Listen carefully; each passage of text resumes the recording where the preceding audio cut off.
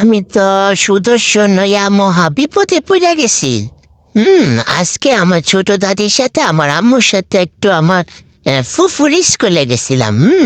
এখানে যাওয়ার পর হাই হাই সব বেরিরা তো আমার লইয়া একদম পাগল হয়ে গেছে গা। হাই হাই কি যে করে সবাই আমার লইয়া একদম টানাটানি শুরু করছে। মনে হয় এমন সুদর্শন আর এমন স্মার্ট পুরুষ আর দেখে না। সবাই আমার লইয়া একদম সেলফি সেলফি শুরু করে দিছে। এখন পুরা সবাই সারা কইতাছে হাই হাই এরা তার স্কুল না, এরা তো একটা সিনেমা হল হয়ে গেছে গা। মনে হয় কোনো বড় সেলিব্রিটি আইছে।